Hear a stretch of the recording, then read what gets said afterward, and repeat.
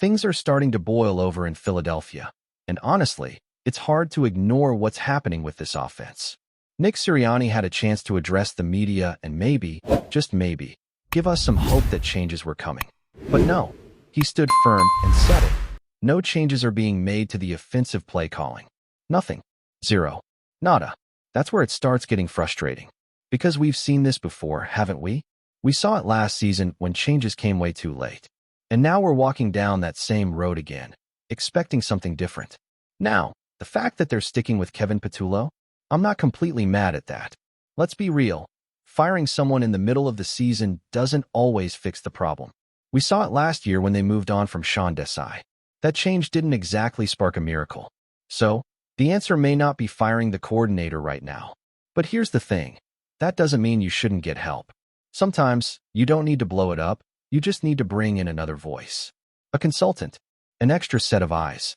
Another chef in the kitchen. Because right now, this offense is a meal with no seasoning. It's dry. It's bland. It's predictable. You watch this team and you get glimpses, flashes, of what the offense could be, especially in the passing game. But then it falls flat because they can't figure out how to run the ball when it matters. The run game is all out of sync. It's either completely ignored or used in the most predictable, ineffective ways. Like, let's talk about that Broncos game. A game they should have never lost. But they did, because the run game was an afterthought. You saw it again against the Giants. Saquon Barkley broke off some decent runs early, and what did the Eagles do? Nothing. They didn't counter. They didn't establish their own run game. It's like they don't know when to run, how to run, or why it matters. And people are noticing it. Even guys like Emmanuel Acho have pointed it out. They only run in very specific situations, and it's too obvious. Same downs, same distances, same calls. It's like a playbook on repeat, and defenses are reading it like an open book. That's why I'm saying it again, bring in someone. Just another voice to shake things up, challenge the ideas in that offensive room. Because what's happening now? It's not cutting it. What really stuck out to me, though, was when Sirianni said that he and Kevin Patullo are going to be working together on fixing third downs. That tells you everything. That tells you Nick Sirianni has his hands all over this offense. And while that might sound fine on paper, let's be honest, that's not where he thrives. When he was in Indy, it was Frank Reich calling the shots. When he came to Philly, it was Shane Steichen running things. That's when the offense clicked. That's when it had rhythm, identity, creativity. Right now, it's like two chefs trying to cook the same meal, but neither one really knows what they're doing with the ingredients they've got. And it's not even a personal thing against Sirianni. He's a leader, he's passionate, the players respect him. That's all great. But being a head coach doesn't mean you have to call plays. Sometimes the best move you can make is to step back, oversee everything, and let someone else cook. Kevin Patullo might not be that guy on his own, but paired with a strong voice, a real offensive mind in the room, that could work. That should be the move. And again, we've seen it before. They tried bringing in Vic Fangio on the defensive side when Jonathan Gannon was still here. That wasn't just some random move. That was a calculated decision to add experience and expertise. Why not do the same thing on offense? This isn't about pointing fingers. It's about getting better. The team needs help. Period. And to all the fans who were saying, "Oh, give Patullo a chance," I hear you. I really do. I was trying to stay positive too. But look at where we are. Most people now are asking for someone to get fired. So maybe it wasn't so negative to begin with to say this offense needed more structure, more vision, more identity. Is it all on Patullo? No. But does his inexperience show? Absolutely. The guy looks overwhelmed. The situational play calling is all over the place. The identity of this team, especially on offense, just isn't there. But let's switch gears and talk about the real elephant in the room, the pass rush. Specifically, the edge. Because right now, it's non-existent. Howie Roseman, man, you've got to get on the phone. If you're watching this team and you don't think they need an edge rusher, I don't know what games you're watching.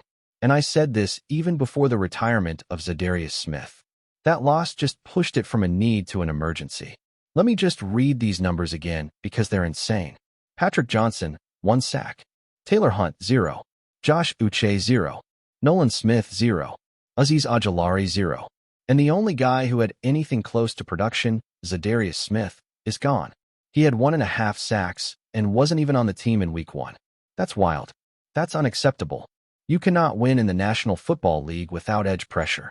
You just can't. Interior pressure? It's been solid. Jordan Davis and Moro Ojomo have chipped in. Even Jalen Carter, when healthy, has been a force. But that's not enough. You can't lean on just the interior. Quarterbacks are too smart. Offensive lines are too good.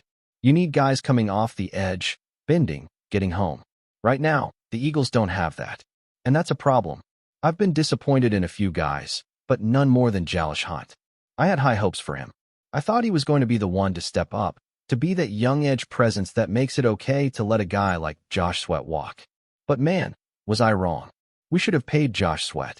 That guy took a pay cut to stay, helped lead us to a Super Bowl, and loved being in Philly. I really believe if we had offered him just a little less than what Arizona did, he would have stayed. But instead, we put our chips on guys like Nolan Smith and Jalen Hurts. Smith can't stay healthy, and Hunt? He hasn't produced a single sack through 6 weeks. 0. It's not even just the lack of sacks, it's the lack of impact. Where are the pressures? Where are the hurries? Where are the game-changing plays? Josh Uche is getting some pressures, but that's not enough. This team needs a difference maker. Somebody who can come in and demand attention, open things up for everyone else, and flat out disrupt the quarterback. There are names out there. Trey Hendrickson is one. He's already got 4 sacks this season, and even though he's dealing with a back issue, that's a guy who could come in and give you immediate help. The money might be a little wild, but for half a season, it could be worth it, especially with the Bengals already eating a chunk of his salary. Bradley Chubb is another option. Not quite as explosive as he once was, but still solid. Plays for a Dolphins team that might be looking to offload some pieces. If he's available, you have to consider it. He's in that sweet spot age-wise, too. Not too old, still some tread on the tires. But the guy I really want, Jermaine Johnson too, from the Jets. Man, if there's a way to pull that off, Howie needs to do it. He's young, explosive, and built for this system. Put him next to Carter, Davis, and that interior group, and now you're cooking. Now you've got something. The Jets might be looking to build for the future, and the Eagles need to win now. This is the type of move that makes both sides happy. It won't be cheap, but it's worth it. He's not just a rental, he's a building block. And if none of those moves happen, if Howie can't pull the trigger, if the front office sits on their hands and lets this thing play out, then there's only one option left. You've got to move Jahad Campbell to the edge. I know that sounds desperate. I know he's a linebacker, and I know he's still young and learning. But you're running out of bodies, and more importantly, you're running out of time. This team doesn't have the luxury to wait around and hope someone suddenly figures it out by week 10. You need production now, pressure now, wins now. And Jahad Campbell might not be the perfect answer, but he might be your best option if help doesn't come from the outside. The thing is, Jahad's already shown flashes. He's got the physicality. He's got the speed. He's got that natural explosiveness that you want off the edge. He's not completely foreign to it either. He's taken some snaps in that role before. It's not ideal to ask a young linebacker to make that switch mid-season, but again, what's ideal about this edge situation? You tell me. Because if Patrick Johnson is leading your group with 1 sack, and no one else is even touching the quarterback, then trying something unorthodox might be exactly what you need. Desperate times call for bold decisions. And here's the thing. Jahad wouldn't even need to be a full-time edge. You rotate him in. Use him situationally. Mix it up. Keep offenses guessing. Maybe he plays 15, 20 snaps off the edge per game. See what he gives you. See if he can spark something, even temporarily. And at the same time, if Nakobe Dean is healthy, you know you've got someone who can handle the linebacker responsibilities. Dean's had his own injury issues, sure, but when he's on the field, he brings a steadying presence. Let him hold down the middle and free up Campbell to fly around. Can Jahad be worse than what the team currently has at edge? Honestly, no. There's nothing to lose by trying. Even if he gives you 1 or 2 key plays a game, that's more than what you're getting right now from guys like Taylor Hunt or Nolan Smith. You can't keep rolling out the same people and expecting different results. That's just spinning your wheels. Look, none of this is what the team planned for. When the season started, everyone thought Nolan Smith was going to take a big step forward. There was optimism that Josh Uche could give you something off the edge. People were excited about the young talent. But fast forward to now, and reality has hit hard. Nolan's struggling to stay on the field. Hunt is invisible. There's no juice, no heat, no presence on the outside. And as the season wears on, That's going to cost you games. It already has. What's even more frustrating is that the interior is so close to being dominant. Jordan Davis has been disruptive. Jalen Carter, when healthy, is still a nightmare for opposing lines. Ojomo has been flashing. You've got something there. You've got a foundation. But it doesn't matter how strong your interior is if quarterbacks can just escape the pocket and roll out with ease. If you can't seal the edge, you're toast. It opens up too many lanes, gives quarterbacks too much time, and puts your secondary in impossible positions. You can't stop elite offenses that way, especially not in January when everything gets faster, tougher, and more cutthroat. This is why Howie Roseman can't sit still. He's got to look at this situation with urgency.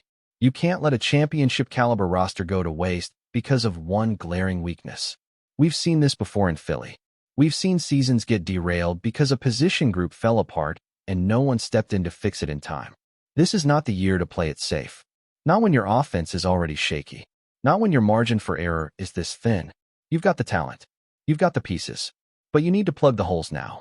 That's why a trade makes the most sense. It doesn't even have to be Jermaine Johnson, though he'd be ideal. Even bringing in someone solid, someone consistent who can give you snaps and make quarterbacks uncomfortable, that alone could shift the dynamic. The defense needs energy. It needs edge rushers who are disruptive, guys who can flip a drive with one play. That's not happening right now. And if you think you can go the rest of the season like this, you're lying to yourself. And yeah, I know what some people are thinking. Well, the Eagles have overcome worse. Sure, this is a resilient team. No doubt. They've battled through injuries before. They've adjusted on the fly. But why put yourself in that position again if you don't have to? Why gamble on guys magically turning it around when the results have been this bad, this consistent, for weeks? There's also a psychological aspect here. When the locker room sees the front office make a move, especially a bold one, it sends a message. It tells the players, we believe in you. We're all in. That kind of energy matters. You bring in a Trey Hendrickson or a Jermaine Johnson, and guys start playing with a little more fire. That edge group suddenly has competition. They feel the heat. They step it up, or they get replaced. Either way, the standard rises. This defense still has the potential to be elite. The secondary is rounding into form. The linebackers have been better than expected. The D-line, again, is right there. But if you don't fix the edge, it all crumbles. It's like building a house with no roof. Eventually the rain's coming, and when it does, everything inside gets ruined. FlyEaglesFly News family, smash subscribe and hit like. Your support keeps the freshest Philadelphia Eagles updates flying in. Drop your take in the comments, and let's talk birds. The Philadelphia Eagles locker room is reportedly in turmoil after what insiders are calling a shocking confrontation between quarterback Jalen Hurts and head coach Nick Sirianni. Sources close to the team suggest that Hurts was visibly furious during the latest team meeting, allegedly delivering a blistering message to Sirianni that has left the Eagles organization reeling. According to those familiar with the situation, the tension reportedly began over recent offensive strategies and play-calling decisions that Hurts supposedly disagrees with. While the Eagles have had their share of highs this season, whispers around the facility suggest that Hurts is growing increasingly frustrated with what he perceives as a lack of adaptability in the game plan. Teammates who witnessed the exchange reportedly described it as intense and unexpected, with Hurts reportedly not holding back his emotions. The alleged confrontation has sparked a flurry of speculation among fans and analysts alike. Could this be a turning point for the Eagles, or is it merely a heated moment in a high-pressure environment? Sports insiders are split, with some arguing that Hurts' frustration could signal cracks in the team's unity, while others claim it might be exactly the spark needed to galvanize the squad. Regardless, the rumor mill is running wild, and social media is already buzzing with theories about how this conflict might affect the Eagles' season. Notably, neither Hurts nor Sirianni have publicly commented on the reports, fueling further speculation. While the organization maintains that everything is business as usual, sources insist that the mood behind closed doors is anything but calm. Fans are left to wonder whether this marks the beginning of a public rift or simply a private airing of grievances that will be smoothed over in time. Either way, one thing is certain. The Eagles season just got a lot more intriguing, and all eyes are now on Jalen Hurts and Nick Sirianni to see how this high-stakes drama unfolds. That's a wrap from FlyEaglesFly News. If you want the fastest Eagles updates, subscribe, drop a like, and turn on the bell. Sound off in the comments. Let's talk birds.